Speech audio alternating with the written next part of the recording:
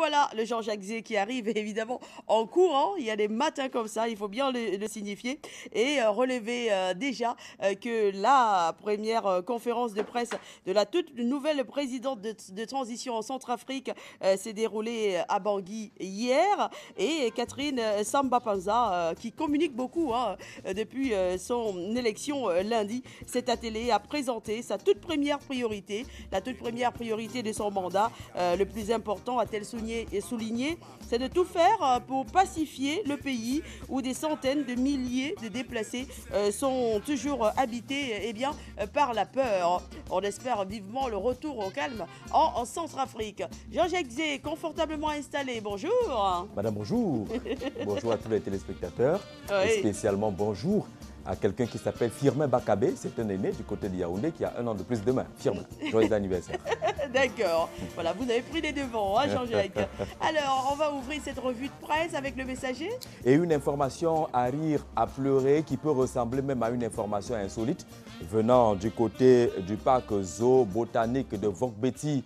C'est à Yaoundé où on annonce dans les colonnes de Le Messager ce matin le décès du lion qui a le petit nom, le prénom de Paul et l'hyène qui s'appelle Brenda. Paul et Brenda sont décédés du côté de Vogbeti. Le journal a tenté de comprendre pourquoi ces animaux qui ont fait quand même l'objet de quelques campagnes médiatiques sont décédés de ce côté-là. On parle de mauvaises conditions de nutrition, même si la descente faite par le messager n'a pas permis justement d'avoir une réponse exacte à ces différentes questions qui ont entraîné en tout cas les causes du décès du lion Paul et de l'hyène Brenda du côté de ce parc de Vogbeti à Yaoundé. D'ailleurs, on annonce que quelques responsables du ministère des Faunes ont été interpellés pour essayer de comprendre un peu plus clair dans cette affaire. Le messager consacre sa grande une à ces émeutes du côté de l'Est du pays. Bertois à feu et à sang, c'est le grand titre choisi par le journal de Feu Pius Ndiaoué ce matin qui nous propose en tout cas un reportage avec image à l'appui de cette journée extraordinaire dans le chef-lieu de la région de l'Est. C'était hier, entre 10 et 16 heures pratiquement, avec ces bruits et ces manifestations orchestrées par les motos taxis qui revendiquaient, dit-on dans les colonnes Le Messager ce matin, la tête de Dieudonné Samba, qui est le délégué du gouvernement auprès de la communauté urbaine de Bertois. Tout serait parti d'un incident entre les agents du comité ad hoc du redressement du secteur des mototaxis à Bertois et un homme présenté d'abord comme un mototaximan, puis présenté comme un simple citoyen à bord d'une moto. C'est un peu cet incident-là avec accident. Certains avaient même annoncé qu'il s'agissait justement de la mort de ce mototaximan-là. Il n'est pas mort. Les reporters de Le Messager sont allés dans les différents hôpitaux retrouver les accidentés impliqués dans le cas de cette affaire. Mais le problème semble être le ras-le-bol des mototaxis du côté de Bertois face à ceux qu'ils considèrent comme des exactions des agents communaux. Ils ont saccagé, brûlé des bureaux du côté de la communauté urbaine de Bertois, affirme d'ailleurs Dieudonné Samba, le délégué du gouvernement. Ils ont saccagé 2 camions bennes et également une niveleuse de ce côté-là. Ils sont repartis après avoir brûlé les motos des agents communaux, mais également emporté une 50aine de motos qui étaient du côté de la fourrière de la communauté urbaine de Bertois. Réunion de crise autour du préfet du département du Lomé-Djermi qui annonce d'ailleurs de manière forte justement que derrière cette manifestation, il y aurait eu quelques manipulations et dans ce contexte-là, le préfet le dit clairement, les manipulations ne passeront jamais de ce côté-là. L'actu consacre sa grande une également à cette situation assez difficile dans le chef-lieu de la région de l'Est. Émeute à Bertois, c'est le grand titre choisi par le journal d'Emmanuel Gustave Samnik ce matin, qui propose presque intégralement le même texte que celui déjà proposé par le Messager ce matin, avec les mêmes témoignages, les mêmes interventions, les mêmes acteurs dans les colonnes des 2 journaux, puis resituer les uns les autres sur ce qui s'est réellement passé du côté de Bertois. Et on apprend en tout cas que parmi les causes de cet incident, la moto d'un policier à l'origine des manifestations violentes. L'intervention forte de la police et la gendarmerie a permis justement de circonscrire les dégâts et de mettre fin à cette journée un peu intifada dans les rues de Bertois. Et hier, le journal nous parle aussi de cette bataille juridique sur la nationalité de Ndedi Eyango. C'est le pied de une du quotidien L'Actu ce matin qui le replonge justement sur cette affaire au niveau de la Société camerounaise des arts de la musique la SOCAM au sujet justement de la nationalité douteuse et contestée de Ndedi et Yango. D'ailleurs, les avocats qui interviennent dans les colonnes de ce journal ce matin nous indiquent avec Maître Irène Ntetmen Mabouné que c'est une fausse affaire, puisque les uns et les autres estiment que Ndedi Yango a présenté les faux documents, qu'eux, ils présentent alors les vrais documents. C'est une affaire qui, en tout cas, qui ne se réglera pas au niveau des médias, affirme l'avocate ce matin. Il faudra aller devant les tribunaux et ils iront devant les tribunaux. Elle affirme d'ailleurs que l'ambassadeur du Cameroun aux États-Unis a purement et simplement menti parce que dans ses sorties, selon quelques sources, il aurait dit, cet ambassadeur-là, que Prince Ndedi Yango avait demandé un visa d'entrée au Cameroun et de séjour au Cameroun de 3 mois depuis 2009 et qu'il est au Cameroun en situation irrégulière. Il n'est plus retourné chez lui du côté des États-Unis. C'est un gros mensonge, affirme donc Maître Ntetmen Mabouné ce matin dans les colonnes de ce journal, et qui est quand même surprise en indiquant que Ndedi Yango avait présenté tout ce qu'on lui demandait, certificat de nationalité et autres. Tout avait été validé par la commission électorale de mise sur pied en présence physique du ministre des Arts et de la Culture, Amadou Toumouna, qui avait d'ailleurs donné des consignes et encouragé en souhaitant bonne chance à tous ceux qui allaient à cette compétition. Mais il pense justement que cette affaire-là va se régler devant les tribunaux et l'équipe est prête à aller justement à découdre à la barre. Les nouvelles du pays parlent également de cette affaire en indexant pratiquement Maître Charles Tchungang qui joue pratiquement l'argent contre le droit, selon ce journal. Il a choisi l'avocat, le parti des privilégiés, c'est-à-dire le côté de ceux qui ont l'argent, alors qu'il y a un autre côté qui souhaiterait qu'ils disent tout simplement et qu'ils suivent le chemin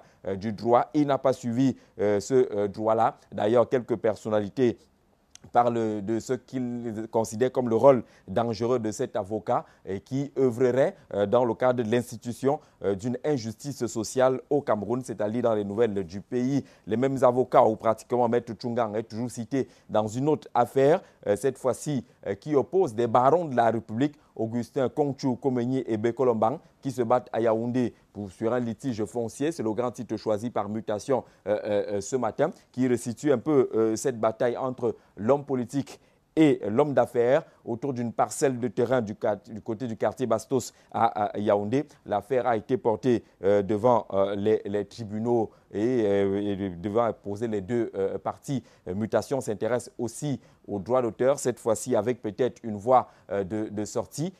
Tout le monde n'a pas attendu longtemps les résultats des différentes consultations qu'elle a organisées pour créer un comité de redressement et un comité de normalisation du côté des arts de la musique au Cameroun. Elle a rendu public hier la composition de ces deux comités. Le comité de redressement sera dirigé par l'artiste Sanfang Thomas, qui est d'ailleurs en petite une de Mutation ce matin. Lui, il est chargé de redresser la SOCAM. Et il y a un autre comité parallèle, celui-là est appelé comité de normalisation, qui est présidé par Christophe Sena. Les deux comités vont se mettre en place et au travail en rapport avec les instructions et les résolutions des différentes consultations qui avaient été organisées. Le pied de une de Mutation met en scène quelques divergences de vues entre les hautes personnalités de la République du côté de l'Est du pays, le gouverneur de la région du Soleil Levant, Samuel Dieudonné Iva Hadibois d'un côté, et de l'autre, le ministre délégué à la présidence chargé de la Défense, Edgar Alem Bengo,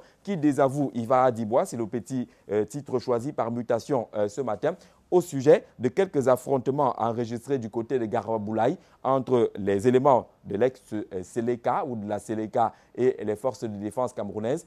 Samuel Dieudonné Iva Hadibois sur les antennes de la radio nationale avait indiqué justement qu'il n'y a pas eu de tir sur le sol camerounais et que de ce côté-là, il n'y avait eu aucune explosion sur le sol camerounais. Tout se serait passé dans la zone qu'on appelle, pour ceux qui connaissent bien Garaboulaye, cantonnier, qui est une zone pratiquement neutre entre le Cameroun et la République centrafricaine. La bataille s'est déroulée de ce côté-là et qu'il n'y a pas eu justement explosion côté Cameroun. La même affaire a également appelé la sortie de Edgar Alem Bengo, toujours sur les antennes de la radio nationale à travers un communiqué. Lui, il affirme tout simplement qu'il y a eu quelques explosions sur le sol camerounais, notamment du côté de l'ancienne sous-préfecture et dans le quartier Zougoudé, dans la ville de Garaboulaye. Élément de contradiction relevé par Mutation ce matin. Le Dicyclone Plus parle cette fois-ci d'une sorte d'injustice au sujet des salaires qui sont attribués aux élus de la République. C'est le grand titre choisi par ce journal ce matin, qui constate justement qu'il y a de grosses incongruités dans la répartition des salaires. C'est un traitement princier qui est aux antipodes de la misère du peuple. Le journal constate également que des maires d'arrondissement mieux rémunérés que les ministres et les directeurs généraux, une sorte de boulimie qui les intéresse loin, les intéressés sont d'ailleurs loin d'être satisfaits, affirme le journal ce matin, qui nous propose un peu quelques éléments chiffrés qui démontrent justement combien peut gagner par exemple le président du Sénat, quels sont finalement ses revenus mensuels ou annuels. La différence également est faite avec ceux de l'Assemblée nationale au niveau des différentes mairies. Et pour mieux comprendre, l'œil du Cyclone Plus établit une balance de comparaison entre le Cameroun et certains pays, le Burkina Faso, le Sénégal, le Kenya par exemple, pour montrer justement comment l'intérêt social est prioritaire dans ces pays-là par rapport à ce qui est observé au Cameroun. Et d'où le journal parle justement de ce traitement princier qui reste aux antipodes de la misère du peuple. Le journal parle également de ce conseil de discipline au sein du Rassemblement démocratique du peuple camerounais en affirmant qu'au jour d'aujourd'hui, c'est pratiquement la panique au niveau des barons du régime, notamment du RDPC, après la convocation justement de ce conseil de discipline. Liberté Matin, très rapidement, et dans les kiosques ce matin, il se pose une question fondamentale. Et Simi Meunieu est-il en cavale? Il n'a pas été aperçu depuis un certain temps, le ministre de l'Agriculture. Certains journaux le disaient d'ailleurs en fuite ou en exil. Toujours est-il que le journal s'interroge en affirmant qu'il est acculé par la justice et une certaine presse incisive, et l'ex-Minfi semble-t-il a quitté le pays pour des raisons de santé. En réalité, l'homme, dit-il, il a peut-être pour échapper à quelques poursuites qui pourraient être annoncées. Mais depuis que cette affaire a commencé, on n'a pas de réaction toujours de Simi Meunieu. Le journal parle également d'économie et d'investissement, les affaires qui marchent du côté de Sokamit Oil. L'entreprise est en pleine expansion aujourd'hui après de nombreuses stations-service, affirme le journal. L'entreprise est en train de passer maintenant au gaz, aux bouteilles de gaz de qualité. Sokamit Oil, donc, en pleine expansion, annonce le journal Liberté Matin ce matin. On termine avec la scène qui met en scène la République centrafricaine avec le plan secret de l'escadron de la mort du M28 qui a liquidé Michel Djotodia. Le journal affiche justement quelques éléments qui peuvent démontrer justement que la chute de cet homme n'est pas le fruit du hasard. Il a appelé cela l'escadron de la mort du M28 avec des documents confidentiels qui sont publiés, les services secrets de la police camerounaise qui sont sur les traces du complot. Et on va le voir, la scène, c'est pratiquement, comme on le dit, première et quatrième de couverture. Et en quatrième de couverture, le journal revient sur l'affaire Thierry Michel à Tangana est issu des doigts. À Tangandi, le fou de Bia règle les comptes à RFI et à la France. C'est un peu le secrétaire du Comité national de la sécurité qui est également du côté de la présidence de la République à Tangandi et que le journal appelle pratiquement le fou de Bia ce matin qui s'est engagé justement à défendre l'État du Cameroun dans cette affaire sur les antennes de Radio France Internationale. Mais le journal pense que c'était une façon pour Tangandi de régler des comptes à RFI et à la France. Merci beaucoup Jean-Jacques. Madame, je vous remercie. Excellente journée très chère. Avec beaucoup de plaisir qu'on vous retrouve donc demain à 7h30 pour une nouvelle revue de presse. On va tout de suite mettre le cap sur Yaoundé afin d'y retrouver Ebel Oliga qui a lu pour nous les quotidiens, les quotidiens, oui. Et autres journaux paraissant à Yaoundé. Je me mêle un tout petit peu les pinceaux. Bonjour Ebel Oliga. Sofiane, bonjour et bienvenue à Yaoundé. Mesdames et messieurs, bonjour. Les titres parlent ce matin de politique, d'économie et de sécurité. Commençons immédiatement par le quotidien Émergence qui croit avoir les non-dits des reports perpétuels du remaniement ministériel. Le journal de Magnus Biaga indique que Paul Biya serait confronté à un dilemme. Les choix des hommes neufs ou ceux qui jusqu'à maintenant l'ont aidé à conserver le pouvoir. Le décryptage est à lire à la 4e page de ce journal qui qui s'intéresse également ce matin à la situation sécuritaire à l'extrême nord du Cameroun, à Amchidé notamment. Le quotidien Émergence nous dit qu'il règne là-bas un calme précaire. L'information est en pied de une du journal Vert et fait état d'un climat de peur, de panique qui s'est emparé de la ville frontalière au Nigeria depuis les affrontements entre l'armée nigériane et la secte islamiste Boko Haram il y a une semaine.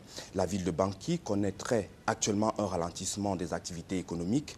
Plusieurs quartiers de cette localité auraient, par peur de représailles, quitté plusieurs populations des quartiers de cette localité auraient, par peur de représailles, quitté leurs habitations. L'hebdomadaire Investigation parle aussi de sécurité, non pas de sécurité frontalière, mais de sécurité communicationnelle. Le journal de Nyassa Soleil demande si Issa Tiroma Bakari a été censuré par Paul Biya. L'hebdomadaire d'Investigation observe que l'actuel ministre de la Communication affiche un mutisme étonnant depuis quelque temps. Le porte-parole du gouvernement serait-il essoufflé ou kidnappé entre guillemets? Le journal Investigation analyse la nouvelle attitude de Issa Tiroma Bakari. L'épervier est en kiosque ce matin. L'hebdomadaire d'information et d'investigation nous apprend qu'à la présidence de la République du Cameroun, Paul Biya adresse une demande d'explication à l'intendant principal Fouendi. Ce dernier connaîtrait des moments chauds à cause des exactions financières.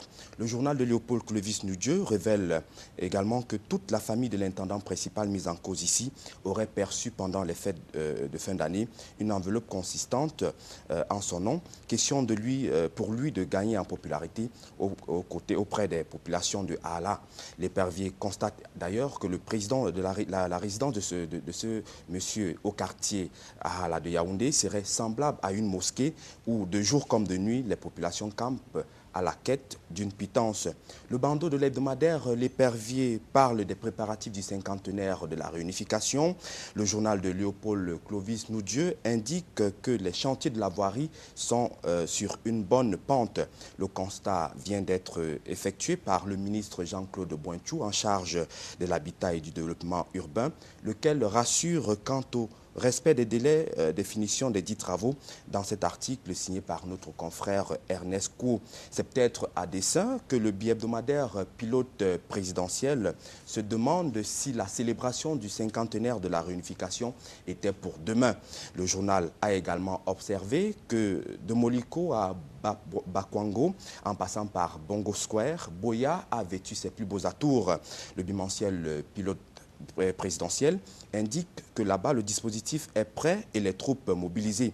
Un signal fort de la venue prochaine du chef de l'État dans la capitale régionale du Sud-Ouest pour le cinquantenaire de la réunification. Le quotidien bilingue national est en kiosque également ce matin. Cameroun Tribune parle des conditions de détention et titre « Ça va changer ». Le journal de Marie-Claire Nana parle des chantiers annoncés cette année dans le cadre de l'amélioration et l'humanisation des conditions de détention dans nos pénitenciers. Le Point Hebdo a des révélations sur la précarité au Cameroun. Le journal de Thierry Patrick Ondoa révèle dans sa parution de ce matin la véritable face cachée de la misère des Camerounais. 5 pages entièrement consacrées pour l'évocation et l'analyse de ce qui s'apparente pour le Point Hebdo comme étant la désillusion des discours et promesses politiques. Le pied une de Le Point Hebdo parle encore de politique. Le journal de Thierry Patrick Ondoa nous apprend que Maurice Kamto serait sur des braises. Un complot aurait été élaboré par son conseiller spécial, lequel a lancé une convention contre le président du MRC.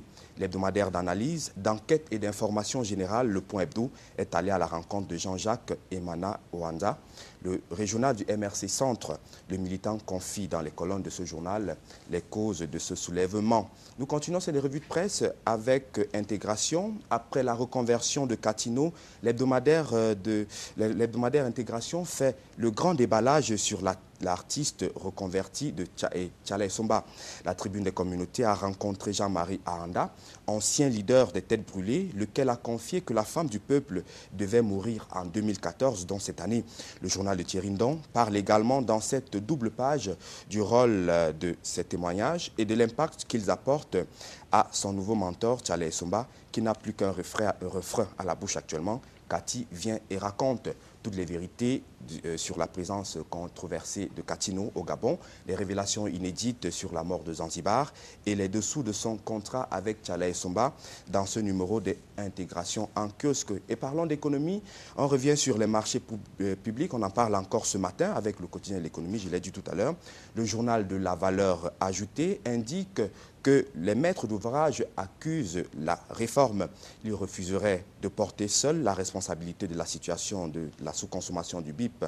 Certains maîtres d'ouvrage indiquent que les commissions de passation des marchés ont à leur tête des personnes occupées à leur haute responsabilité dans l'administration. Leur indisponibilité est à l'origine de bon nombre de renvois des séances de travail. D'autres soulignent que la réforme des marchés publics ne tient pas en compte les études préalables et l'élaboration des dossiers d'appel d'offres et l'exécution des marchés. Et dans les ministères, on constate également un ingénieur. Les études préalables donnent du fil à retordre aux directions opérationnelles, lesquelles ajoute le quotidien économie, n'ont pas toujours matière pour une telle tâche. Le constat a également été fait par l'hebdomadaire Le Monde Professionnel. Le journal de Dieudonné Kenyé pense que le ministre Abba Sadou et ses collaborateurs seraient victimes de la rigueur accordée dans le traitement des dossiers soumis à leur attention. Le Monde Professionnel ajoute que la difficulté des opérations économiques et même de certaines administrations publiques à se conformer aux normes exigées par ce département ministériel en charge des marchés publics est qu'ils ont longtemps évolué dans un environnement fait de désordre et de facilité. Le journal de Dieudonné Kenyé pense alors qu'il faut suivre l'exemple de Abba Sadou, c'est-à-dire se passer du trafic d'influence, du copinage et d'autres formes de favoritisme et amener les gens à se conformer à la norme. Et de ce qui précède, le monde professionnel se demande ce que valent bien les griefs portés contre Abba Sadou. Voilà, Soflane, c'est terminé pour cette revue de presse de ce matin. Permettez-moi de souhaiter un joyeux anniversaire à l'officier de gendarmerie, Ngassa Wansi, en service à la première région de gendarmerie. Elle a 1 an de plus. Bonne continuation à vous et à demain, si Dieu le veut bien. À demain et belle Olinga, Dieu le voudra, et j'adore votre blazer. Je t'aidais à vous le dire. On va s'intéresser à tout à fait autre chose à présent, alors qu'il est 7 heures passées.